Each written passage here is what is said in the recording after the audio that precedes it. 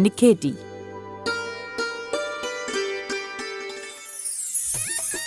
निकाह पवण खां पोइ घोट कुंवारे ते घर में तरसी पियो त रसम मूजिबि घोट जी भेण या माउ घोट जी लूंगीअ अजरक जो पलांद कुंवार जी चुनीअ जे पलांद सां ॻंढे कुंवार खे पेके घरां निखिड़ाए घोट सां गॾु पंहिंजे घर वठी वेंदी आहे।